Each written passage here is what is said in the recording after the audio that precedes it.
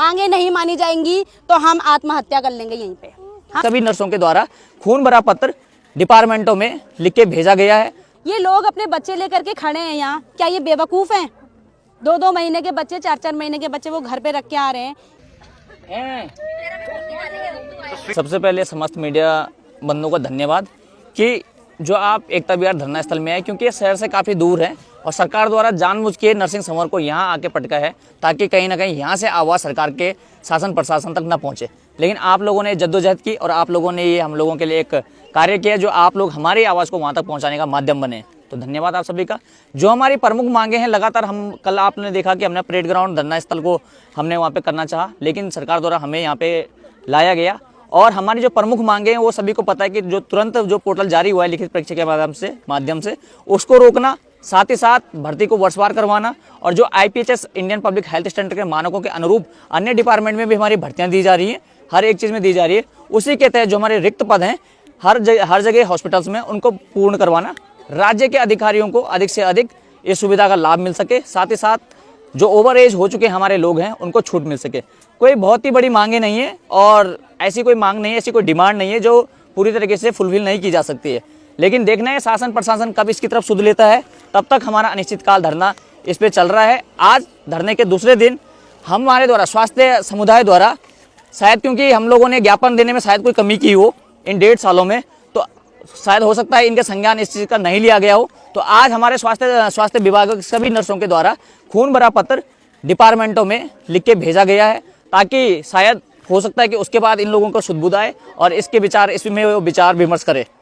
हमारी मांग ये है कि नर्सिंग परीक्षा जो कि हर बारी जितने बार भी अभी तक हुई है वो हर बारी वर्षवार हुई है, तो इस बार क्यों वर्षवार नहीं हो रही है, हमको सबसे पहले तो ये आंसर चाहिए। ठीक है, दूसरी चीज़ हमारे मंत्री जी को हम ये पूछना चाहते हैं कि जब हमारे जूनियर्स का, हमारे सीनियर्स का, हमारे साथ के बैच के बच्चों का जो कि अभी तक नौकरी कर रहे हैं, वो नौकरी सेम नौकरी जब बिना एग्ज़ाम के वो लग चुके हैं, तो हमारे लिए वो क्यों एग्ज़ाम की बात कर रहे हैं? क्या रीज़न है?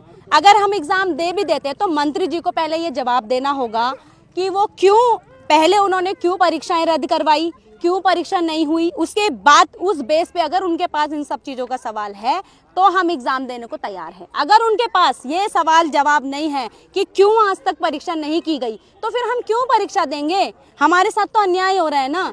क्यों नहीं सुन रहा कोई? ये लोग अपने बच्चे लेकर के खड़े हैं यहाँ, क्या ये बेवकूफ़ हैं? 2-2 महीने के बच्चे, 4-4 महीने के बच्चे वो घर पे रख के आ रहे हैं। क्या उन लोगों का घर बार नहीं है? क्या हम लोगों को धूप नहीं लग रही है? क्या हम लोग को प्यास नहीं लग रही है? लेकिन हम लोग यहाँ खड़े हैं ना सिर्फ अपने लिए। पर क्या सिर्फ नेता लोग सिर्फ तब हमारे सामने आएंगे जब उनको वोट चाहिए?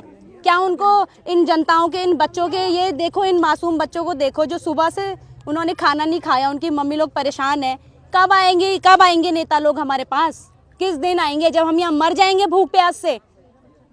बताओ, आप लोग खुद जवाब दीजिए ना हमको। हमारी कौन सुनने के लिए बैठा है? क्या हम 2 दिन से यहाँ बैठे कोई हमें देखने आया है कि हम जी रहे हैं, मर रहे हैं, हम क्या कर रहे हैं, क्या नहीं कर रहे हैं? हमारे साथ के बंदे, लड़के लोग यहाँ पर बैठे हैं, बेचारे पाला पड़ रहे हैं। क्या हमको देखने तब आ रही है सरकार? जब वोट मांगने होते हैं तब हर किसी के घर घर जा करके ये लोग वोट मांगने जाते हैं ना, बोलते हैं हम ये करेंगे वो करेंगे। तो आज क्यों नहीं आ रहे? ये क्यों नहीं हमको पूछा जा रहा है? क्या हमारा जो मुद्दा है वो गलत है? क्या हम कोई ऐसी चीज़ मांग रहे हैं जो आज तक हुई ना हो? सबसे पहले जब भर्तियां आई थी, पहली बात तो भर्तियां आते आते यहाँ 20-20 साल, 10-10 साल बीत जाते हैं, लोग ओवर एज हो रहे हैं, हम लोग इतना स्ट्रगल कर रहे हैं, कोरोना वॉरियर्स हैं हम लोग, तो क्यों ये सब किया जा रहा है हमारे साथ? इसका जवाब कौन देगा? और अगर नहीं दे रहा तो क्यों नहीं दिया जा रहा है इन सवालों का जवाब? किसे दोषी मानते हैं, धन सिंह रावत को या मुख्यमंत्री को? ये है हमारे सारे जितने भी पॉलिटिक्स वाले, जितने भी हमारे मंत्री हैं, सरकार, पूरी सरकार दोषी है। मैं किसी एक का नाम नहीं लेना चाहती हूँ, मैं बोलूंगी कि पूरी सरकार गलत है यहाँ पर।